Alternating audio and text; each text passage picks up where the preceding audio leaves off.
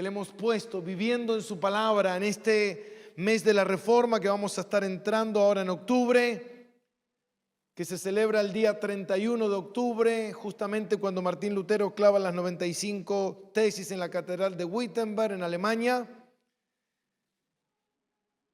Y yo lo escuchaba a él y me deleitaba y me gozaba por todo lo que escuchaba, pero yo me imagino que muchos habrán preguntado, ¿qué tendrá que ver todas esas fechas, 1500, 1600, 1300, 200, 300, fulanito, menganito y tantos otros nombres? Todo eso que él dijo, si lo resumimos, es sumamente importante, es sumamente necesario para poder entender un poco lo que vamos a estar viendo. Y a lo largo de estas semanas que estaremos predicando, hablando sobre la palabra de Dios, a mí me tocó el tema que solamente voy a compartir el día de hoy y después dejaré a los demás hermanos. La Biblia en tiempos de la Reforma. Y para empezar, yo quiero leer Oseas capítulo 4, versículo 6, y dice: mi pueblo perece por falta de conocimiento. Como tú rechazaste el conocimiento, yo te rechazaré a ti de mi sacerdocio. Por haber olvidado la ley de tu Dios, yo también me olvidaré de tus hijos. El pueblo perece por falta de conocimiento. Y qué importante es eso, el conocimiento. ¿Conocimiento de qué? Hay un solo conocimiento. El único que importa. Después podemos aprender muchas disciplinas a lo largo de la vida, pero el único conocimiento importante es la palabra de Dios. No es un papel escrito, es la palabra de Dios. El Dios creador hablando a su creación, mostrándole quién es Él, quién soy yo,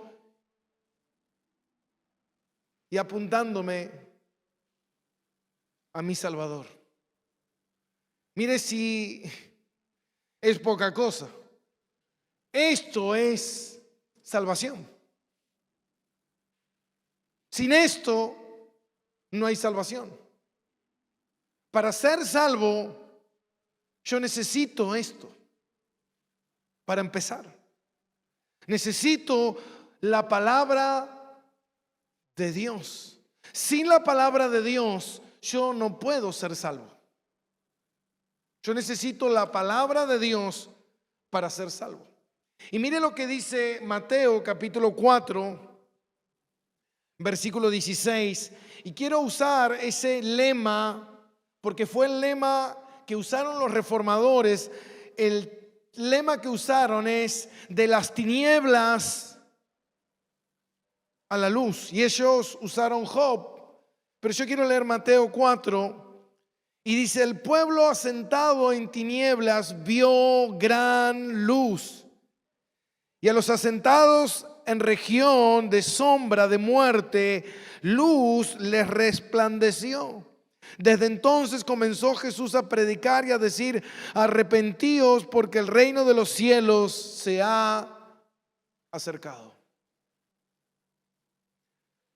Ese fue un lema que usaron los reformadores: de las tinieblas a la luz. Y todo eso comenzó por un reclamo que hizo en ese momento Martín Lutero sobre una queja que él tenía de algo que le venía pesando fuertemente, que era la venta de las indulgencias. Y a partir de ese reclamo que él hizo, se se encendió una mecha de algo que iba a impactar de manera sobrenatural continentes. Todo Occidente iba a ser afectado por esa mecha que se había encendido el 31 de octubre de 1517, cuando Martín Lutero estaba clavando sus 95 tesis, reclamando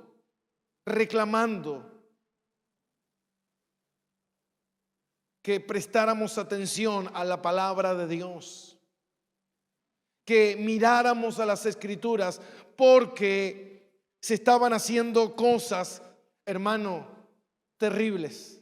Una de ellas era la venta de indulgencias. Uno se preguntará, ¿qué es venta de indulgencia? En pocas palabras, mire, yo voy a hablar un poco de historia, pero no tengo mucho tiempo y tampoco vamos a profundizar en muchos temas, pero lo importante que yo, mientras analizaba y estudiaba durante todo este tiempo, yo quería enfocarme en algo muy importante, que es la importancia de la Biblia y por qué fue necesario la reforma y por qué es necesario hoy la reforma. La reforma nunca dejó de existir. La reforma siempre debe existir, siempre sigue hacia adelante y siempre nosotros debemos volver a la reforma constantemente. Eso sucedió en 1500, cuando por 1000 años, como decía Eli, por 1000 años la iglesia estaba viviendo en una oscuridad total de ausencia de palabra de Dios. Y una de esas era la indulgencia. ¿Y qué era la indulgencia? La indulgencia, en pocas palabras, era la venta de perdón o un permiso para poder pecar. ¿Usted se imagina eso? Un permiso para poder pecar. Eso hacía que la recaudación de dinero fuera necesaria para construir lo que hoy se conoce como la Basílica de San Pedro. Una basílica que valió millones y millones y millones y millones, un gasto abismal para la construcción. Necesitaba de millones y millones de dólares, que requería de millones y millones de pecadores y de pecados que pudieran pagar por ese perdón. ¿Usted se imagina eso? Es como que hoy alguien venga y te diga, mira, yo te voy a dar un papel firmado, un documento papal que viene de la autoridad máxima de la iglesia, que es lo que se decía, y ese papel te va a permitir a ti poder pecar. Peca. Igual estás, si el Papa te perdona, no pasa nada. Él te libra del pecado, Él te libra de la culpa del pecado. Una herejía total que cuando Martín Lutero vio lo que se estaba haciendo y cómo salían a vender indulgencias, los mercaderes de la fe salían a vender indulgencias y hablaban de este documento para librarse del pecado o librarse del purgatorio. Martín Lutero quedó colarizado.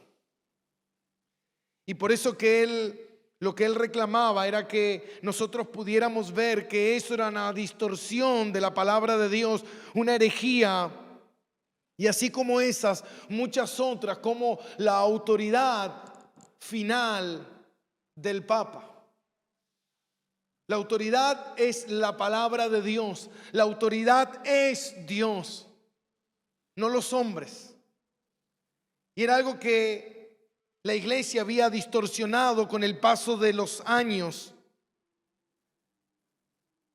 Y si nosotros nos remontamos a algo que Eliel hablaba hace un rato, sobre las traducciones de la Biblia y sobre cómo ocurrió. Ustedes recuerdan que Dios le dio a Moisés los mandamientos y cómo Moisés baja del monte con una tabla y con escrituras. Esa escritura es la palabra de Dios, es la escritura de Dios. Y así Dios empezó a inspirar, a escribir su palabra, a mostrarnos, a revelarnos progresivamente con el paso del tiempo su revelación, a mostrarnos a nosotros el camino, a mostrarnos a nosotros cómo vivir una vida piadosa, cómo creer en Cristo, cómo conocer a Cristo, aprender de Cristo, como veníamos hablando sobre Juan y cómo Juan narra en el Evangelio, no un evangelio sinóptico como los otros tres que narran la vida de Jesús, sino que Juan narra la divinidad de Cristo. Y dice, esto fue escrito para que creáis. Hermano, Dios le había dado a la nación de Israel su palabra para que la nación de Israel fuera un faro que iluminara el camino de la verdad, para que me mostrara a mí que yo soy un pecador y que necesito un Salvador. Cuando Cristo vino, dice que a lo suyo vino y no lo conocieron, no lo recibieron, porque ahí podías ver la distorsión de su palabra. Cómo la gente, cómo el diablo metiendo sus tentáculos y cómo la carne y el pecado va corrompiendo constantemente que nosotros no veamos la palabra de Dios, no busquemos en la palabra de Dios, no oremos, no leamos, no aprendamos, no conozcamos. Entonces cuando Cristo vino, Él inició la iglesia. Y el inicio de la iglesia haría lo que Israel no hacía: ser luz. Y por eso dice en Hechos 1:8, dice, pero recibiréis poder cuando haya venido sobre vosotros el Espíritu Santo y me seréis testigo en Jerusalén. Ahora yo pensaba hoy, cuando analizaba nuevamente este pasaje, me seréis testigo en Jerusalén, pero si Jerusalén era la ciudad de Dios, tenían que ser testigos en su propia nación, en su propio territorio, porque los que decían conocer a Dios no lo conocían, no lo tenían, lo habían rechazado, como cuando Pedro predicó, ustedes lo crucificaron. En toda Judea, en Samaria y hasta lo último de la tierra. Ustedes serán testigos, ustedes predicarán, ustedes hablarán, ustedes serán la luz, ustedes llevarán la palabra de Dios, la verdad de Dios, sin distorsionarla, sin cambiarla, sin diluirla, sin torcerla. Porque la palabra de Dios es la que te conduce a la salvación. La llevarán hasta los confines de la tierra, hasta antes de llegar a la Antártida, el último pueblo ahí, Argentina, ahí, el último. Estamos aquí, escuchando la palabra de Dios, amén. Mire qué importante es eso. ¿Por qué es importante? ¿Por qué es importante la palabra de Dios? ¿Por qué es importante escuchar el Evangelio? ¿Por qué? Porque la palabra de Dios misma lo dice en Romanos 10:14. ¿Cómo invocarán aquel en el cual no han creído? ¿Y cómo creerán en aquel que no han qué? ¿Y cómo creerán sin quien les predique? ¿Cómo van a ser salvos sin esto? ¿Cómo alguien puede ser salvo sin que les prediquen la palabra de Dios? sin que esta palabra te confronte y te diga, mira, tú eres un pecador. Si tú no te arrepientes y vienes a Cristo, tú irás al infierno. Porque este documento, la palabra de Dios lo dice. No es ven a la iglesia porque Dios quiere arreglar tu matrimonio, ven a la iglesia porque Dios te quiere prosperar, ven a la iglesia porque Dios te va a hacer más linda, vas a bajar de peso, vas a ser un súper guapo, vas a conseguir una super novia, te vas a comprar un super auto. Hermano, eso no es el evangelio. El evangelio es lo que Cristo predicaba: arrepentíos. Porque sin arrepentimiento no hay salvación. Tú eres un pecador que necesita a un Salvador, y ese Salvador se llama Jesús. Ahora mire si no es importante.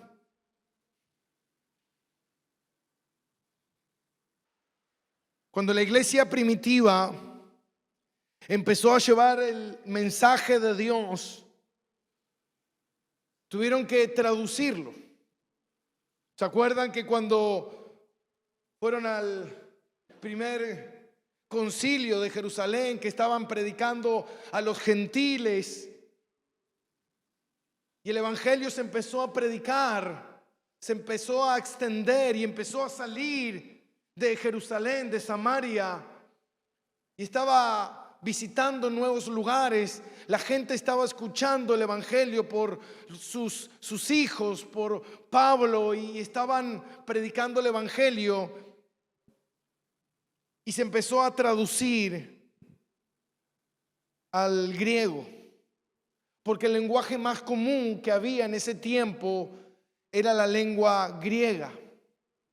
Entonces la gente necesitaba escuchar el mensaje. ¿En qué idioma? En griego.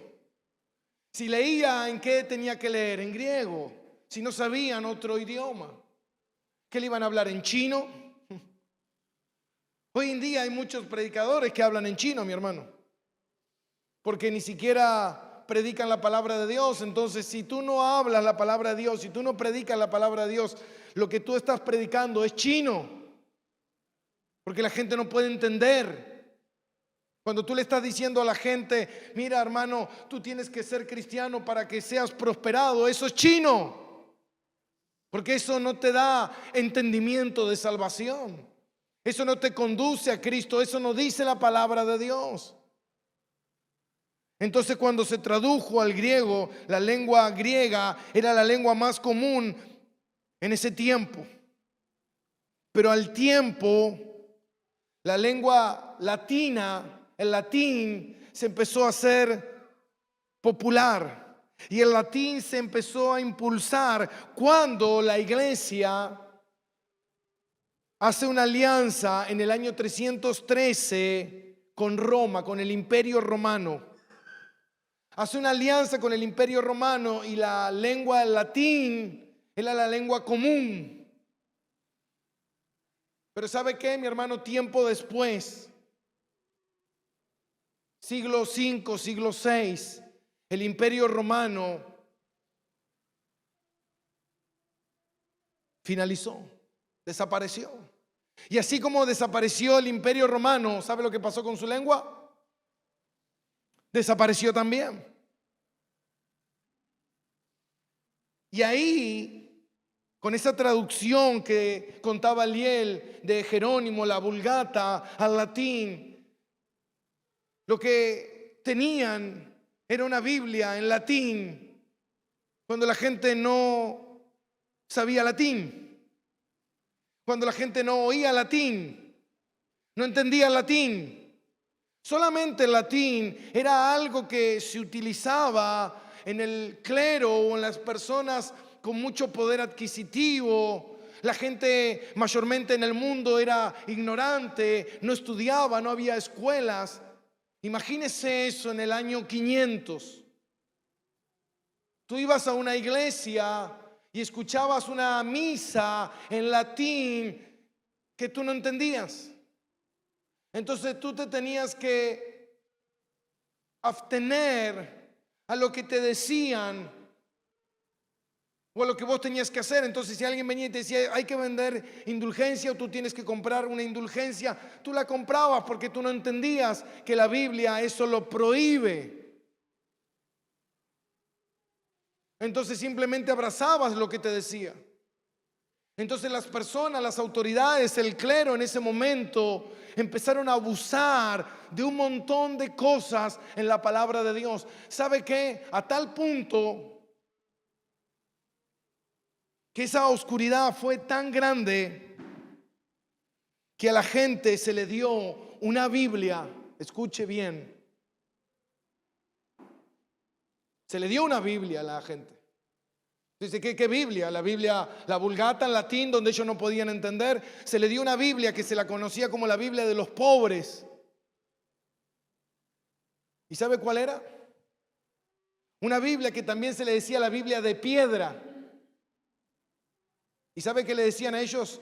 Tú mira una imagen de un santo, de una piedra, y eso te bendice, te santifica y te lleva al cielo. Entonces la Biblia que los pobres tenían era la Biblia de piedra que se le decía. Entonces vos tenías que mirar una piedra y con mirar una piedra vos te hacías cristiano, te santificabas e ibas al cielo. ¿Usted cree en eso? ¿Quiere creer en una piedra? ¿Quiere que le pongamos aquí una piedra y diga, mira, con que tú solamente la mires, listo, tú ya eres cristiano? Hermano, yo creo que más del 70-80% compran eso. Dice, yo me llevo una piedra a mi casa, la tengo ahí en la mesita de luz, la miro y listo. Mire qué fácil, no tengo que ir a la iglesia, no tengo que estudiar, no tengo que hacer seminario, no tengo que leer su palabra, no tengo que hacer nada. Simplemente miro la imagencita y listo. Y la ignorancia, y la ignorancia, y la ignorancia iba avanzando. La oscuridad que había en ese tiempo cada vez era más y más y más grande. Y cuando en ese tiempo Dios siempre preservó un remanente de personas que eran fieles a la palabra de Dios. Y usted vio qué le sucedía. Cuando había hombres que eran fieles a la palabra de Dios y entendían que la gente para ser salva necesitaba oír el evangelio. Necesitaba leer el evangelio, necesitaba entender el evangelio. ¿Qué hacían? Los perseguían y los mataban, uno tras otro, hasta que un tiempo llegó ese momento en el cual eso no iba a seguir sucediendo. Ese día de la reforma estaba llegando. Los reformadores entendían que la gente necesitaba la Biblia, que necesitaba oír la Biblia, que se necesitaba predicar en el idioma que la gente pudiera entender. La palabra de Dios dice en Juan 17:3, y esta es la vida eterna, que te conozcan. ¿Cómo puedo conocer yo si no entiendo? O como dice en Juan 17:17, la palabra de Dios es la que me santifica. Hermanos, los reformadores entendían que para salvación necesito la palabra, y para crecer y santificarme necesito la palabra. Los reformadores entendían que los cristianos no podían descansar en ritos, en ceremonias, en imágenes, sino en la palabra de Dios. La palabra de Dios que es inspirada por Dios, que es infalible, que es inerrante, que es inequívoca, que es suficiente, que es autoritativa, es la autoridad máxima. La escritura es necesaria para la salvación y el crecimiento espiritual de una persona.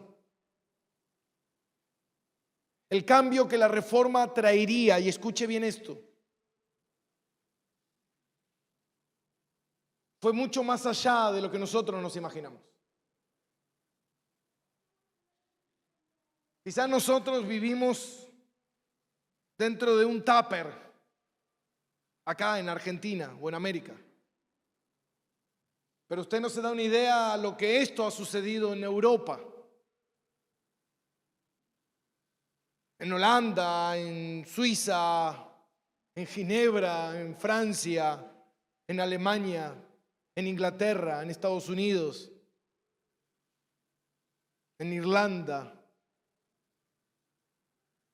Cómo la palabra de Dios y la reforma fue afectando de una manera maravillosa. La Biblia se empezó a traducir en diferentes idiomas para que los pueblos puedan entender, para que la gente pueda leer y pueda estudiar. Los reformadores entendían algo, hermano. Yo le decía el otro día a mi esposa, cada escuela donde usted manda a sus hijos debería llevar el nombre de un reformador. O debería haber una estatua de un reformador. Y usted me dirá, ¿por qué? Porque la primera escuela pública y obligatoria y sin costo se fundó en Ginebra, Suiza, en el año 1536, de la mano de Calvino y de otros reformadores. Porque ellos entendían que para que la gente aprendiera la palabra de Dios, aprendiera a leer y aprendiera a estudiar la Biblia, necesitaban escuelas. Algo que se empezó a promover. Martín Lutero, en el año 1530, él predicó un sermón sobre el deber que los padres tienen de mandar a sus hijos a la escuela para aprender a leer y a leer la Biblia.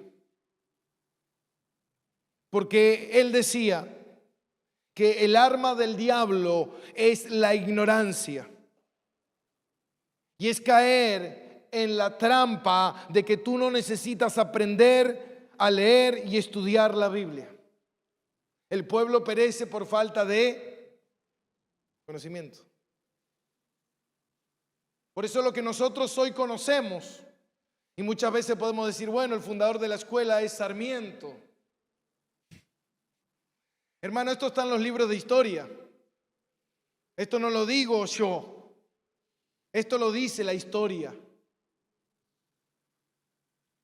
Y a partir de ahí se empezó a promover el estudio y las escuelas se empezaron a abrir como algo obligatorio y sin costo para que la gente pudiera estudiar.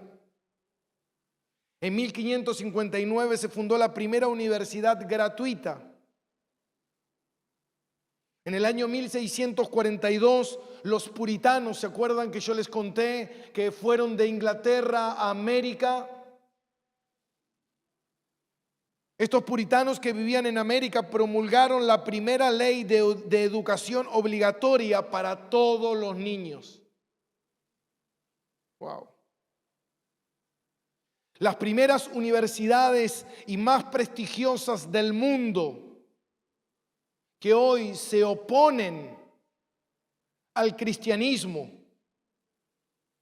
Las universidades más importantes del mundo como Oxford, Cambridge, Harvard, Yale, Princeton y muchas otras fueron fundadas por puritanos, por hombres santos que creían que las escuelas y las universidades debían tener la tarea de enseñarle a la gente a leer y a escribir y a estudiar para aprender sobre la palabra de Dios. No sobre igualdad de género, no sobre feminismo, sobre ideologías liberales, sobre humanismo, sino que la función de las escuelas, la función de las universidades, La función que estos reformadores estaban llevando adelante era que la gente aprendiera,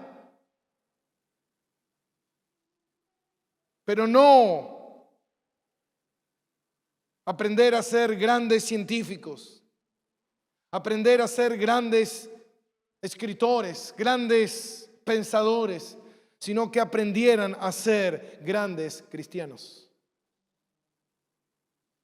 Hermano, la función del estudio es aprender para no vivir en la ignorancia. Por eso yo compartí hoy en mi estado, no olvidemos que la ignorancia es la madre de las herejías. Y los reformadores entendieron eso. No solamente impactó en el área educativa, en el área espiritual, sino también la reforma impactó en el área económica.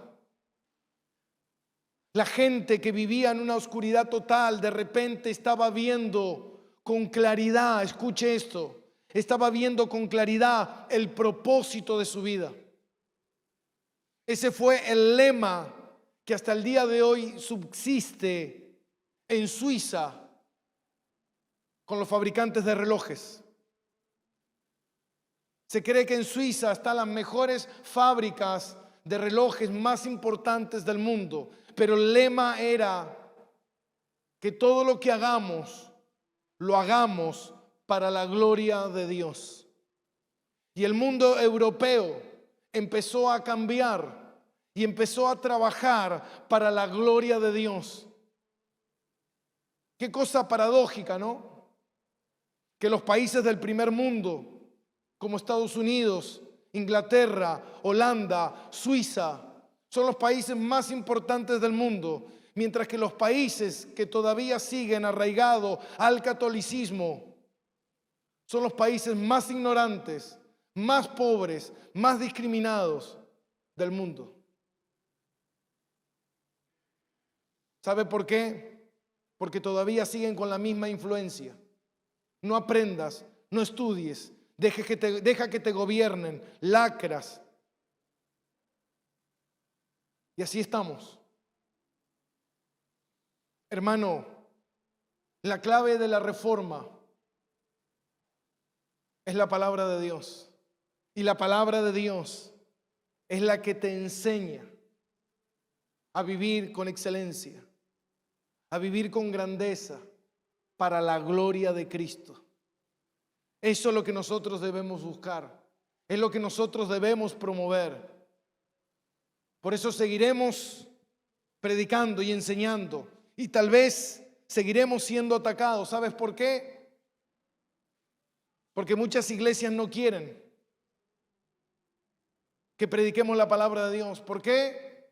Porque desmascaramos las herejías, los engaños, la manipulación, el que te metan la mano en el bolsillo, el que te roben, el que te quiten, el que te empobrezcan, el que te hagan ignorante. No, mi hermano, eso no es el reino de Dios. Eso no es el evangelio. El evangelio es otra cosa. El evangelio es vivir para la gloria de Dios. Es aprender su palabra. Es conocer lo que Cristo dice en las Escrituras.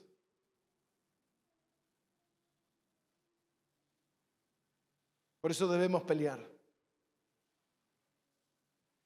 Por eso debemos levantarnos. Por eso muchos países están celebrando que la reforma esté entrando a América. Que después de muchos años haya pequeños remanentes, como verán a lo largo de este mes, pequeños pastores con pequeñas congregaciones levantando esa antorcha, diciendo: no nos rendimos, seguimos adelante. La gente necesita la verdad de Cristo, necesita que la luz del evangelio resplandezca en sus vidas. No te canses a la oposición, no te canses al ataque, no te canses a los que se opongan, a los que te quieran destruir, porque muchos fueron destruidos, pero al final siempre la palabra de Dios permanecerá y prevalecerá contra todo ataque.